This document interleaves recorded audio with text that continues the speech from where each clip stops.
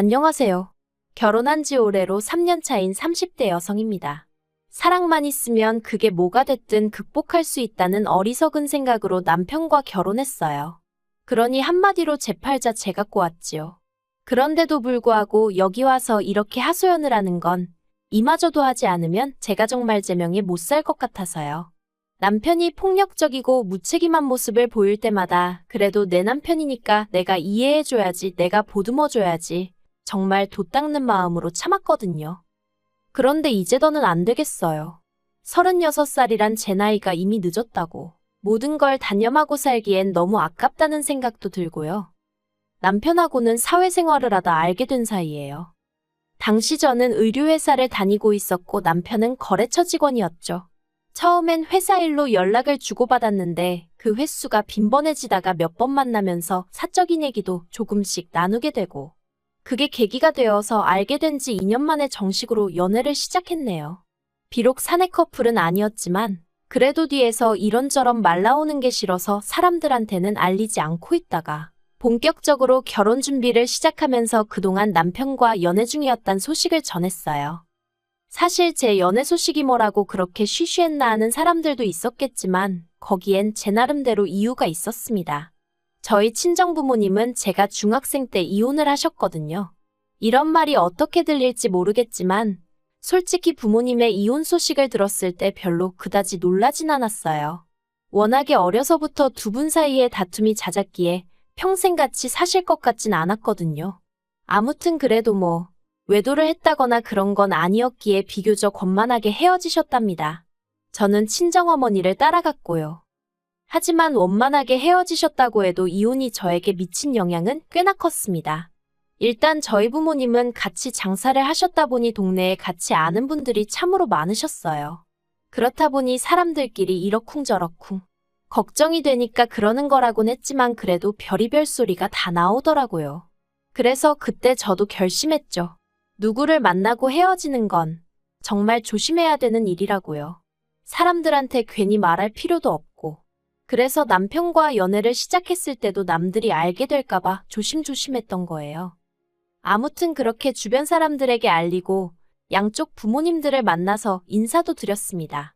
그런데 시댁이 가난한 건 알고 있었어요. 연애할 때도 남편이 자기가 어려서부터 얼마나 어렵게 자랐는지, 지금도 어머님 아버님이 돈 때문에 고생을 얼마나 하시는지 그런 이야기를 종종 했었거든요. 그리고 아니나 다를까 정말 손가락 빨고 살 만큼 가난한 건 아니었지만 그래도 반전세에 거주하시면서 노후 준비도 하나도 되어 있지 않았어요. 그런데 이런 조건을 알면서도 왜 결혼을 했냐면 저라고 조건이 얼마나 나은 건 아니었거든요. 시댁에서는 저희 부모님이 이혼 후 따로따로 사시는 걸 제 흠이라고 여기셨고 저 또한 나름대로 그게 제 컴플렉스였으니 저는 이혼한 부모 밑에서 자랐으니까 시부모님의 가난 정도는 이해해야 할 것만 같았어요. 그리고 한편으론 사이가 좋지 않으셨던 친정부모님에 반해 시부모님은 그런 와중에도 사이는 무척 좋으셨거든요. 그래서 그런 부모님 밑에서 자란 남편이라면 배우잣감으로 딱이란 생각도 들었고요. 물론 지금은 너무 후회합니다. 사람 성격이란 게 1, 2년 연애했다고 다 알 수 있는 건 결코 아니었어요. 생각해보면 저희 친정부모님도 그 당시에 흔치 않게 연애 결혼을 하셨는데 그럼에도 불구하고 같이 사는 내내 그렇게 싸우고 결국 성격 차이로 이혼을 하셨잖아요. 그런데 전 무슨 자신감으로 남편 성격이 어떻다 저떻다 판단을 내리고 결혼까지 결심했던 건지. 여담이지만 저희 친정부모님은 이혼 후 각자의 삶을 살고 계세요. 그리고 두 분 다 여전히 저에게 잘해주시죠. 하지만 아무래도 다 같이 한 집에 사는 건 아니다 보니 언젠가부터 친정어머니나 아버지께 저에 관한 이야기들을 시시콜콜 말하기가 어려웠어요. 그래서 결혼 전에도 이렇다 저렇다 상의 같은 걸 하기가 힘들었고요. 아무튼 그래서 제 나름대로 제 조건도 완벽치 않으니 가난한 시댁 정도는 제가 안고 가야 할 문제라고 생각을 하고 그렇게 결혼을 결심하게 되었네요. 그런데 제가 정말 생각이 짧았습니다. 가난한 시댁도 문제였고 남편은 결혼 후 제가 전혀 예상하지 못한 모습을 보여주기 시작했거든요. 그건 바로 술이었어요. 연애하는 동안에도 둘이 가끔 술을 마신 적은 있어요. 하지만 대부분은 저녁 식사를 하면서 가볍게 맥주 한두 캔을 마시는 정도였고 술이 약했던 저에 반해 남편은 그렇지 않다 보니 저는 남편에게 주사가 있다고는 꿈에도 상상하지 못했습니다. 언젠가 한번 고등학교 친구들을 만난다고 나갔다가 필름이 끊겨서 들어온 적이 있긴 했었는데 그냥 어느 다른 남자들처럼 어쩌다 정말 진탕 마시고 그렇게 되었나 보다고만 생각했었고요. 그런데 결혼하고 나니까 술만 먹고 나면 저에게 시비를 겁니다. 현관에 들어설 때부터 소리를 지르면서 들어오고 밤새도록 저한테 야 해대는데 그게 너무 듣기 싫고 공포스럽기까지 했어요. 대답을 해주면 얘기가 어디로 튈지 모르니까 눈 딱 감고 자는 척도 해봤는데 그러면 또 대답을 안 한다고 자기를 무시하는 거냐며 별의별 욕을 다 해댔죠. 그리고는 집안에 작은 기물들을 던지기도 했고요. 하지만 작은 기물이라고 해도 거실바닥이고 안방바닥에 널브러진 휴지곽이며 리모컨이며 깨진 화분 같은 걸 보고 있으면 그저 눈물만 주룩주룩 흐르더라니까요. 그런데 정작 당사자는 자기는 정말 아무 기억도 없다면서 평소처럼 여보 하고 나와서는 사과도 한 번 한 적이 없습니다. 기억이 안 나는데 자기가 한 건지 정말 모르겠는데 어떻게 사과를 하냐면서 자기가 지금 사과를 하면 그건 진심 없는 가짜 사과라고 그거라도 받고 싶은 거면 하겠다 하면서 빈정거리기나 할 뿐이었죠. 그래도 바보 같은 저는 참고 살려고 했어요. 막말로 저를 때리는 것도 아니고 집안을 때려부시는 것도 아닌데 어떻게든 술을 덜 마시게 하면 상황이 나아지겠지라고 지금 생각해보면 말도 안 되는 소리지만 나름대로 그게 해결책이 돼줄 거라고 생각했어요. 그래서 남편이 술약속이 잡히고 그럴 때면 어떻게든 빨리 들어오게 하려고 가진 술을 다 쓰기도 했는데 결론은 별로 소용은 없더라고요. 나중엔 아예 제 전화를 받지를 않았으니까요. 하지만 그래도 어떻게든 품고 살려고 했어요. 친정부모님도 이혼을 하셨는데 저까지 이혼을 한다고 하면 그래도 친정부모님 두 분 다 얼마나 속상해 하실까 하는 걱정도 되었고 말하기 좋아하는 사람들이 얼마나 신이 나서 떠들까 싶은 게 그런 건 이제 겪기 싫었죠. 그래서 어떻게든 제가 내린 결정을 책임지려고 했어요. 그런데 이젠 못하겠습니다. 주사 문제도 힘들어 죽겠는데 돈 문제까지 얽혀버렸거든요. 결혼 당시 시댁으로부터 받은 도움은 전혀 없어요. 반면에 친정에선 그래도 친정어머니가 3천, 친정아버지가 1,000만 원 해주셨죠. 그런데 이를 알고 시부모님께서 기껏 하신 말씀이 남편이 저보다 연봉이 높지 않냐 이거였는데 그래요. 연봉 자체만 놓고 말하자면 어머님 아버님 말씀대로 남편이 저보다 잘 벌었어요. 하지만 그러면 뭘 하나요? 주식이니 술이니 이래저래 저한테 주기도 전에 까먹는 돈이 얼마나 많았는데 그래도 저 별말 안 했습니다. 결혼 전에 약속한 생활비가 있었는데 그래도 그건 꼬박꼬박 가져다 주니까 그 외에는 남편이 어떻게 쓰던지 말던지 저도 신경 쓰기 싫고 머리 아프기 싫어서 말 안 했어요. 그리고 말이 나왔으니 말이지만 해주신 거 없다고 부모가 아닌 건 아닌데 그래도 가까이 산다는 이유로 그리고 이제 자식이 결혼까지 했으니 당신들도 남들처럼 효도 좀 받아봐야겠다는 말씀을 하시며 시도 때도 없이 저희를 불러대셨거든요. 점심 먹자, 저녁 먹자, 어디 맛집 가자, 영화 보러 가자. 그리고 그럴 때마다 돈은 의례껏 저희 부부가 냈고요. 그런데 어느 날 문득 제가 계산을 해보니까 그런 식으로 시부모님을 한 달에 적게는 5번 많게는 10번도 보더라고요. 그러니 그 돈이 얼마였겠어요. 그런데 친정부모님은 2년 동안 6번 뵈었습니다. 친정부모님이 멀리 사시고 따로 사신다고 해도 차이가 너무 심하잖아요. 그러니까 정신이 탁 드는 게 그러다 올해 초 어떤 계기로 제가 새로운 도전을 꿈꾸게 되었어요. 그런데 원래 도전이라는 게 돈이 없으면 어렵잖아요. 그리고 저는 절대 은연중에라도 뭘 바라거나 그런 뜻은 없었는데 별 생각 없이 친정어머니랑 통화 중에 얘기를 한 거죠. 배워보고 싶은 게 있는데 돈이 제법 들 것 같다. 지나가는 말처럼요. 그랬더니 친정어머니가 그러면 엄마가 좀 보태줄게 하시길래 제가 괜찮다고 안 도와주셔도 된다고 아주 손사래를 쳤거든요. 그런데 이튿날 친정어머니가 제 계좌로 2천만 원이랑 큰돈을 보내셨습니다. 이 돈이 어디서 났냐 하니까 어디서 나긴 엄마가 벌었지 하시는데 문득 이혼 후 혼자 고생하시던 친정어머니 모습이 생각나서 감정이 북받치더라고요. 그래서 이 돈은 절대 못 받는다 못 쓴다 했는데 괜찮다고 그냥 받으라며 꼭 뭘 배우는데 쓰지 않더라도 비상금으로 가지고 있으라셨어요. 아무리 가정주부라고 하더라도 얼마 정도는 주머니에 가지고 있어야 하는 법이라면서요. 그래서 제가 이거 안 줘도 나 돈 있어 하는데도 원래 엄마 마음이란 게 그렇지가 않다면서. 그래서 더는 거절 안 하고 제가 갖고 있기로 한 거죠. 그런데 그런 일이 있고 얼마 지나지 않아 남편이 회사에서 사고를 치고 왔습니다. 남편이 회사 동료들하고 술 딱 한 잔만 하고 온다길래 그러라 한 게 화근이었죠. 새벽 2시, 3시가 돼도 집에 안 오더니 경찰에서 연락이 왔어요. 사실 필름이 끊기는 일은 있었어도 저를 괴롭히긴 했어도 어떻게든 기어서라도 집에는 들어오던 인간이었거든요. 그런데 경찰에서 연락이 왔으니 얼마나 제가 놀랐겠어요. 그래서 불이 나게 경찰서로 쫓아갔더니 세상에 남편이 자기 동료를 팼더라고요.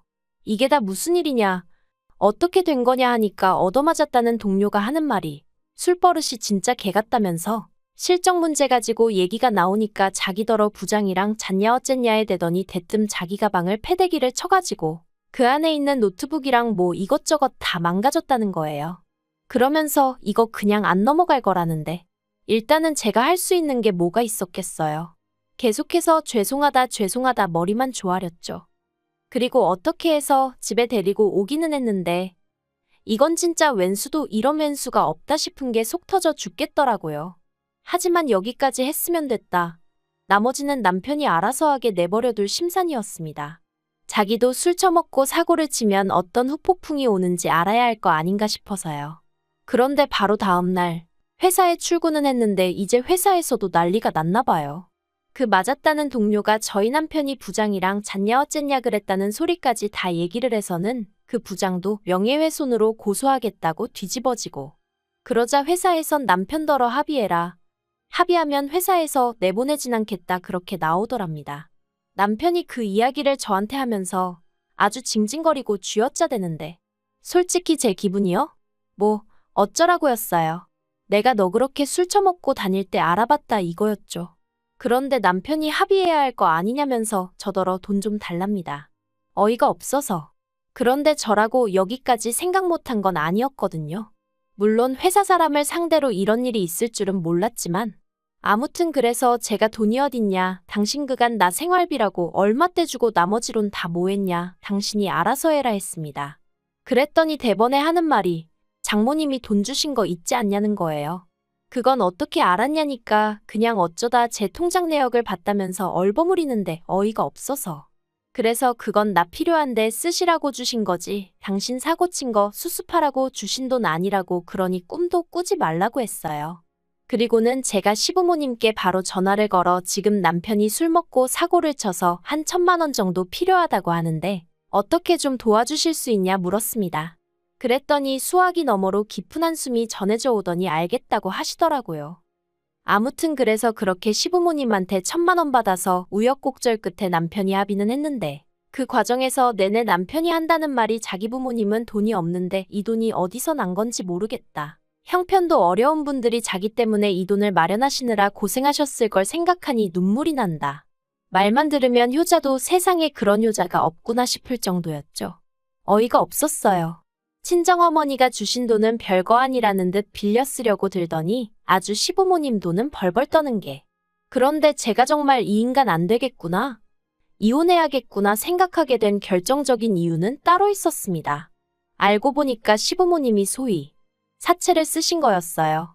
너무 황당해서 제가 시부모님께 도대체 무슨 생각으로 사채를 쓰셨냐니까 아들이 죽겠다는데 생각은 무슨 생각을 했겠냐며.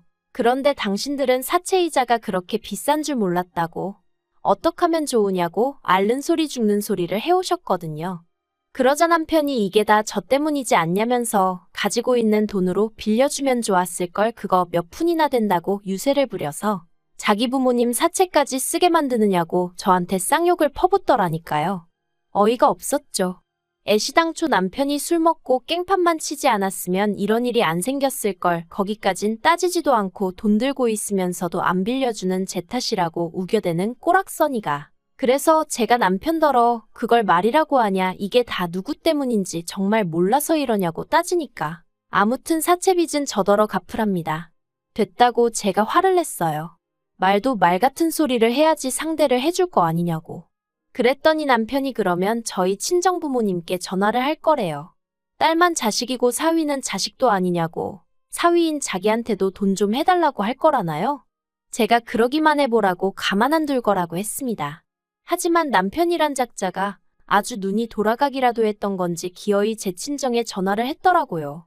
다행히 친정어머니께선 어느 정도 돌아가는 상황을 알고 계셨기에 또 술 먹고 이런 소리를 하는 거냐 화를 내시곤 그대로 다시 저희 시부모님한테 전화드리고 난리도 그런 난리가 없었네요. 그래도 다행히 저희 시부모님도 이번 일을 통해서 남편의 주사가 생각보다 심한 문제라는 걸 인지하셨기에 저와 친정부모님께 유감의 뜻을 전해오긴 하셨습니다만 결국 그 염치라는 것도 핏줄의 흐르기라도 아는 건지 어찌됐건 일단 급한 불은 꺼야 하지 않겠냐며 어머님께서 저희 친정어머니더러 돈 좀 빌려달라고 하셨다는 겁니다. 갚는 것도 되는 대로 조금씩 돌아가시기 전엔 다 갚을 거라고 하시면서요. 저희 친정어머니 말씀이 정말 기도 안 차시더래요. 사돈만 아니었으면 정말 뭐라고 한마디 하고 싶으셨답니다. 아무튼 이런 난리통을 단 며칠 만에 겪었으니 제가 남편한테 정이 얼마나 떨어졌겠어요. 그래서 남편한테 이 꼴쩍 꼴다 보기 싫고 친정어머니께도 죄송하고 이번에 그냥 어떻게 넘어간다고 해도 또 이런 일이 없으란 법이 있냐? 안 될 것 같다 헤어지자 했습니다. 솔직히 이제 와서 말이지만 남편과 살면서 여러 가지로 실망을 했기에 이후로 제가 임신하는 게 걱정스러워 잠자리에 좀 소극적이었어요. 그 일로 남편과도 여러 번 아닌 게 아니라 다투기도 했었고요. 근데 정말이지 그러길 잘했다는 생각만 들더라니까요. 남편도 제가 이렇게 피도 눈물도 없는 인간인지 몰랐다며 그래야자 이혼하고 나오는데 기도 안 차서 자기 사고 친 거 메꾸느라 진빚을 안 갚아준다고 피도 눈물도 없다니 정말 황당하죠. 친정어머니께선 아니다 싶을 땐 결단을 내려야 한다며 저더러 이혼하라고 하셨어요. 당신이 이혼을 하셨다 보니 행여나 쉽게 말한다 소리가 나올까봐 그간 몇 번이나 이혼하라 소리가 목구멍 끝까지 올라왔는데 참으셨었다며 이젠 정말 해야겠다고 이혼 그거 별거 아니라며 저더러 제 능력으로 벌어먹고 살 수 있는데 뭐가 걱정이냐 그리고 엄마도 있으니 기죽지 마라. 그 말이 어찌나 힘이 되던지 괜히 눈물까지 나더라니까요. 그래서 어제 남편하고 이혼 서류 접수했고요. 이제 시간만 흐르면 되는 상황입니다. 부디 한 달 동안 남편이 정신을 차린다던가 그래서 이혼만큼은 하기 싫어진다던가 그런 불상사는 없었으면 좋겠어요. 어머님 아버님께선 벌써 당신 아들이 어디 가서 저만한 며느리는 두 번은 못 데려올 거란 깨달음을 얻기라도 하셨는지 저한테 눈물로 호소를 하고 계시지만 어머님의 염치 없고 뻔뻔하신 태도도 제가 이혼을 결심하는데 한몫했거든요. 그러니 뭐 어머님의 눈물을 봐도 전 아무런 느낌이 없었어요. 아무튼 제가 제 팔짝 꼬았기에 제가 스스로 풀어봐야죠. 누굴 탓하겠어요. 그저 두 번의 같은 실수는 하지 않도록 조심하며 지낼래요.